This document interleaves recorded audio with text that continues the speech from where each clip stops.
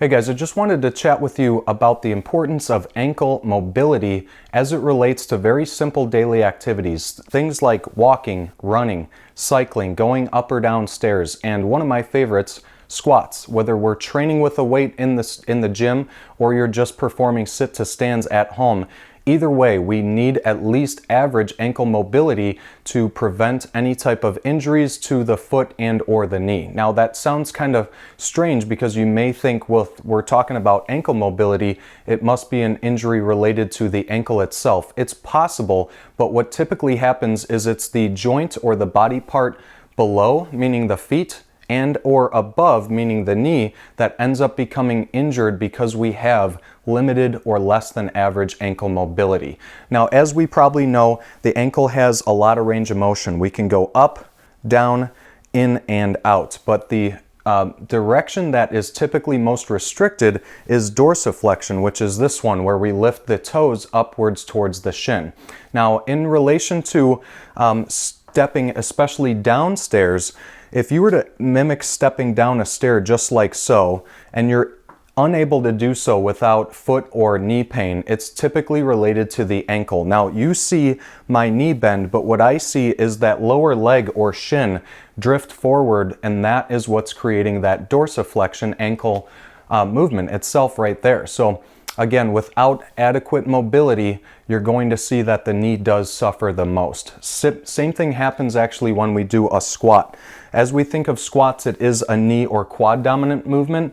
And even if we try to go hips back first and unlock the knees to keep the knees safely behind the toes, again, if you have less than average ankle mobility, the first move is typically this here, where the knees fall forward and the knees drift forward past the toes. That is the position that's starting to eat away at some of the cartilage underneath the kneecap. All right, so obviously very, very important.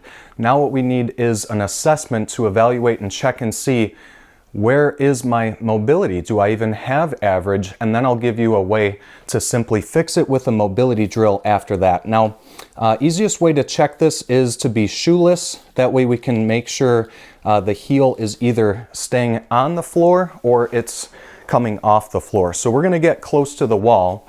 And lucky I've got black socks on for a white floor and a white wall. So you should be able to see this pretty good here. So for setup position, we want to make 4 fingers stuck together and kind of wrap the thumb on the inside of the hand. You put your 4 fingers right up against the wall and then bring your big toe right up to that 4th finger. Okay, so you're about 4 inches away from the wall. You want to set up in this half kneeling position where one leg is directly under the hip and then the other one is kind of that 90-90 position forward. When you put your hands on your hips, you're going to act like you're just jousting the knee forward towards the wall. Now, if I do that and my kneecap cannot touch the wall without the heel coming off the floor, as you can hopefully see there, that means I have a restriction, whether it be in the joint itself or even in the soft tissue in the calves. Now, if I could joust the knee forward and touch the wall, but the heel stays flat on the floor, then you have at least adequate or average range of motion or mobility in the ankle joint itself. So obviously make sure that you are checking both sides, and if you are restricted, stick with me. I've got a great drill to help you get out of that restricted ankle mobility issue. All right, so if you made it through that ankle assessment to evaluate your own ankle mobility and you did in fact find that you are restricted or less than average, this is going to be your fix. All we need are a few different objects, and I'll explain why in just a minute. So we need a box or a bench to basically build the foot up off the floor. That way we're actually able to enhance the angle of pull, and that's exactly what this band does as well. So we need our foot to be up high off the floor, and we need that band to be secured or anchored lower than the foot or ankle. It doesn't matter too much on the height, about 12 to 16 inches is probably appropriate.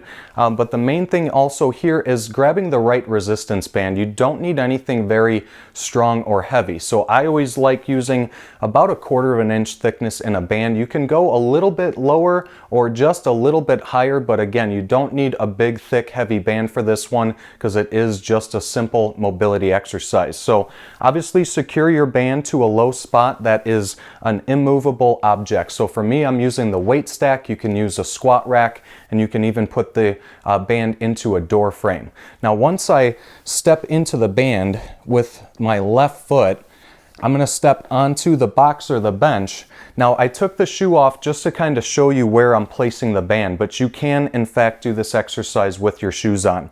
Now, with an ankle sock, the ankle sock height goes just below the ankle bones, and that's exactly where the ankle joint is itself. So you want to make sure that you actually place the band right at that spot. So basically where there's a slight indentation in the foot or ankle, and that's where you place the band. Okay, so all you have to do is step back and get a little bit more balanced. And I'm going to use both hands behind the calf muscle to basically joust the knee forward and backward. So that's what's starting to improve that dorsiflexion motion of the ankle there. So as I kind of move the knee forward, don't worry that the knee does go past the toes or in front of the toes, because it's not that we're not loaded with a weighted object. We're simply just trying to improve our ankle mobility here. So I like to go about 10 to 15 times, but you can also split this up and go slightly to the outside a few times and also slightly to the inside, because you do want your knee to traditionally go forward over the toes, but life happens in all different angles. So you want to make sure that you're splitting these repetitions up, maybe doing 5 to the left, 5 to the middle, and 5 to the right. So give these drills a shot and let me know how it goes. So a lot of us are super tight in and around the hips due to long hours of sitting behind a desk or sitting behind a car. I know for me, when I'm sitting behind a desk or in a car, I allow my legs to kind of sit outwards like this. So if I had a line going from the shin upwards, that's known as external rotation of the hip, and this is internal rotation of the hip.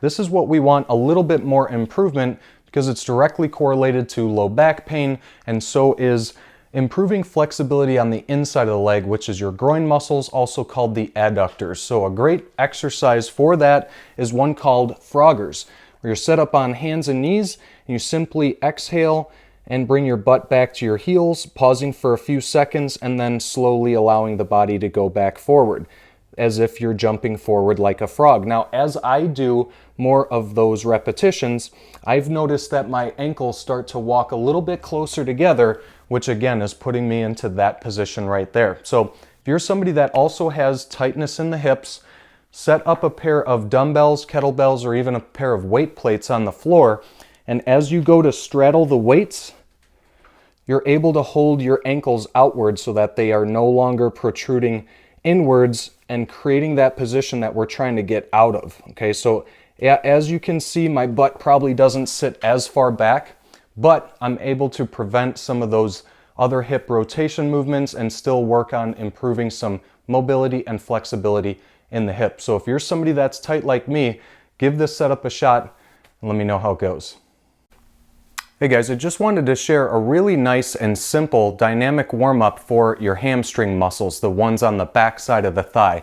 My go-to is always a straight leg kick out, also called toy soldiers, or even doing a single leg toe touch, but both of them require some degree of balance, and that is something that not everybody is super comfortable with or really likes to work on, especially as they get into a training exercise. So this is one called a reverse squat. I typically tend to program this one before somebody gets into a squat, because we're going to add a squat movement pattern and then try to stand up the opposite direction to dynamically wake up and prep and prime those hamstrings. So remember, a dynamic movement or warm-up exercise is something that we do before the actual training bout or exercise. Static stretches are when we typically tend to reach and hold that stretch for about 30 to 60 seconds at a time.